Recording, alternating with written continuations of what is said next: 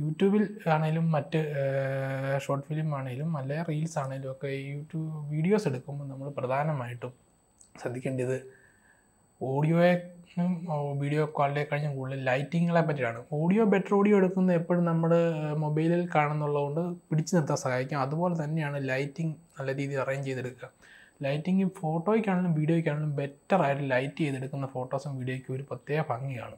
ഇപ്പം 1 പോയിൻ്റ് ഉണ്ട്, 2 പോയിൻ്റ് ഉണ്ട്, 3 പോയിൻ്റ് ഉണ്ട്, അങ്ങനെയൊക്കെ പല രീതിയിൽ നമുക്ക് ലൈറ്റുകൾ അറേഞ്ച് ചെയ്തെടുക്കാം.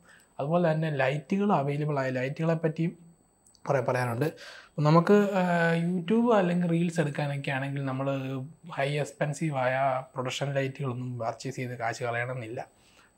ഹൈ എക്സ്പെൻസീവ് തന്നെയല്ല, നമുക്ക് വീഡിയോഗ്രാഫിക്ക് ലൈറ്റുകൾ പല രീതിയിൽ അവൈലബിൾ ആണ്. പണ്ട് കാലം തൊട്ട് നമുക്കറിയാം, കല്യാണത്തിനൊക്കെ നമ്മൾ ഉണ്ണാനിരിക്കുമ്പോൾ ഇങ്ങനെ ലൈറ്റും പിടിച്ചുകൊണ്ട് വരുന്നു, അതിൻ്റെ വെട്ടം കാരണം നമുക്ക് കഴിക്കാൻ പോലും പറ്റാതെ വരുന്ന അങ്ങനത്തെ ഒരു അവസ്ഥയൊക്കെയാണ്. പക്ഷേ അന്ന് കാലത്ത് ക്യാമറകൾ പവർ ISO കുറവ് അല്ലെങ്കിൽ സെൻസർ ചെയ്യാനുള്ള പവർ കുറവൊക്കെ ഉള്ളതുകൊണ്ടായിരുന്നു അന്ന് കാലത്ത് ആ ലൈറ്റുകൾ അല്ലെങ്കിൽ അത്രയും തീവ്രമായ പ്രകാശം വരുന്ന ലൈറ്റുകൾ ഉപയോഗിച്ചുകൊണ്ടിരുന്നത്. പക്ഷേ ഇന്ന് അതിൻ്റെ എല്ലാം മാറി. ഇപ്പം മൊബൈലുകളും മറ്റേ ക്യാമറകളും എല്ലാം ഫുള്ള് സെൻസിറ്റീവായി, കപ്പാസിറ്റി ഉള്ള രീതിയിലായി. അപ്പം ആ രീതിയിൽ വീഡിയോസ് എടുക്കുമ്പോഴത്തേക്കിനും നമുക്ക് അത്രയും പവറുള്ള ലൈറ്റുകൾ യൂസ് ചെയ്യണമെന്നില്ല. ഇപ്പോഴും യൂസ് ചെയ്യുന്നവരുണ്ട്, ഇല്ലെന്നൊന്നും അല്ല പറയുന്നത്. അത് പ്രൈസിൻ്റെ വില നോക്കിയിട്ടാണ്. നമ്മുടെ വെറും വീഡിയോ ലൈറ്റിന് 400 രൂപ വില വരുന്നുള്ളൂ. കൂടിയ LED ലൈറ്റുകൾക്കൊക്കെ 20,000 25,000 രൂപ വില വരുന്നുള്ളതുകൊണ്ട് ഇപ്പോഴും ആ ലൈറ്റുകൾ യൂസ് ചെയ്യുന്നതുകൊണ്ട് കുഴപ്പമില്ല. ഇച്ചിരി ചൂട് കൂടും അല്ലെ കറണ്ട് ബില്ല് കൂടും എന്നുള്ളൊരു പ്രശ്നമേ ഉള്ളൂ. പക്ഷേ നമുക്ക് ഇൻഡോർ വീഡിയോ, യൂട്യൂബ് വീഡിയോ ഒക്കെ എടുക്കുന്നതിന് അങ്ങനത്തെ ലൈറ്റുകൾ യൂസ് ചെയ്യേണ്ട യാതൊരുവിധ ആവശ്യവുമില്ല. നമുക്ക് നിസ്സാരം നമ്മുടെ ട്യൂബ് ലൈറ്റുകൾ, നമ്മുടെ റിംഗ് ലൈറ്റ് വലിയ പ്രകാശം കിട്ടത്തില്ല. പക്ഷേ നമ്മളെ വെറും CFL നമ്മുടെ LED ട്യൂബ് ലൈറ്റുകളൊക്കെ ഇല്ലേ, അത് നമ്മൾ ഇരുന്നൊക്കെ പറയുവാണെങ്കിൽ അതൊക്കെ അറേഞ്ച് ചെയ്ത് വെച്ചിട്ടൊക്കെ ഇപ്പോൾ ഇതുകൊണ്ട് ഞാൻ എടുക്കുന്നത് കാണിക്കുന്നില്ല. പക്ഷേ അത് നമ്മുടെ ഔട്ട്പുട്ടിൽ നല്ല രീതിയിൽ നമുക്ക് ഔട്ട്പുട്ട് കിട്ടും. അത് നല്ല സ്റ്റാൻഡേ വെച്ച് അറേഞ്ച് ചെയ്തെടുത്ത് LED ട്യൂബ് ലൈറ്റ് അറേഞ്ച് ചെയ്തെടുത്ത് നല്ല രീതിയിൽ നമുക്ക് വീഡിയോ എടുക്കാം. അത് ഞാൻ പറഞ്ഞതിൻ്റെ കാര്യം എന്ന് വെച്ചാൽ നമുക്ക് ചൂടില്ല, തീവ്രതയില്ല, പ്രകാശ തീവ്രത തന്നെ നല്ല രീതിയിൽ ഉണ്ട്. തരിച്ച് ലൂമിൻസ് എന്ന് പറയുന്ന സാധനം കൂടി നോക്കി മേടിക്കാൻ നല്ല രീതിയിൽ ഇൻഡോർ വീഡിയോസ് എടുക്കാൻ സാധിക്കും.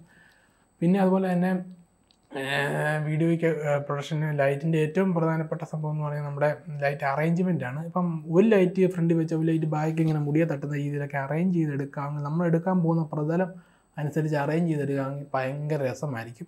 ലൈറ്റുകളെ പറ്റി നിങ്ങളൊന്ന് യൂട്യൂബിൽ വല്ല സെർച്ച് ചെയ്ത് നോക്കിയിട്ട് ചെയ്യാമെങ്കിൽ അത് കുറച്ചൊക്കെ റീച്ച് ആയി കഴിയുമ്പോഴത്തേക്കും ഇതൊക്കെ നമുക്ക് ഓട്ടോമാറ്റിക്കലി തോന്നും ലൈറ്റപ്പ് ചെയ്ത് എടുക്കണം എന്നൊക്കെ. വെച്ചാൽ നമ്മൾ ഇൻഡോർ ഒരു റൂമിൽ എടുക്കുന്ന പോലെ ആയിരിക്കില്ല പുറത്തെടുക്കുമ്പം.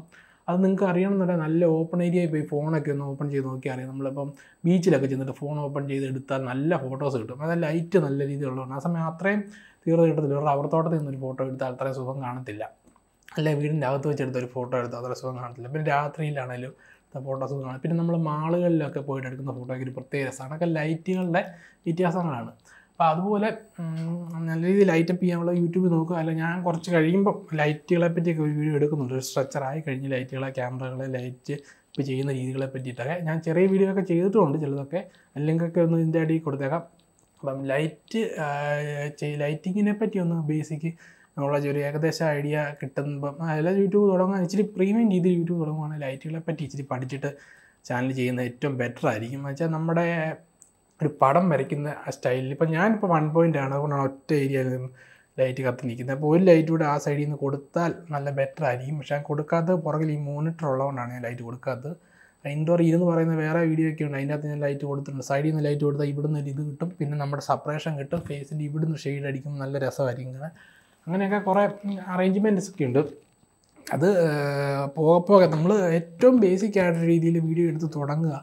യൂട്യൂബിലാണെങ്കിൽ നമ്മൾ മൊബൈലിൽ എടുത്ത് തുടങ്ങുക. അപ്പോൾ നമുക്ക് തോന്നും കുറച്ചുകൂടെ ഫാർ ബെറ്റർ ആക്കാൻ തോന്നും. അപ്പം നിങ്ങൾ ഈ ടെക്കാരുടെയൊക്കെ വീഡിയോയുടെ ബാക്ക്ഗ്രൗണ്ട് നോക്കിയാൽ പല ലൈറ്റുകൾ ഇങ്ങനെ കത്തി നിൽക്കുന്നതൊക്കെ അങ്ങനെയൊക്കെ ചെയ്യണമെന്ന് തോന്നും, അല്ല ബെറ്റർ ആക്കണം തോന്നും. അങ്ങനെ തോന്നുമ്പോഴാണ് ഇതിലേക്കൊക്കെ ഇറങ്ങുന്നത്. അത് ഓട്ടോമാറ്റിക്കലി നമ്മൾ ചെയ്യുമ്പോൾ പഠിക്കത്തേ ഉള്ളൂ.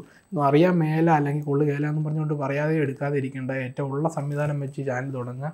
ലൈറ്റ് എന്തൊക്കെയാണെന്നൊക്കെ എന്തെങ്കിലും അറിയണമെന്നുണ്ടെങ്കിൽ, ലൈറ്റുകളെ പറ്റി അറിയണമെന്നുണ്ടെങ്കിൽ കമൻറ്റ് ചെയ്യുക. അപ്പോൾ അതനുസരിച്ച് നമുക്ക് വീഡിയോ പുതിയതൊക്കെ ചെയ്യാൻ സാധിക്കും.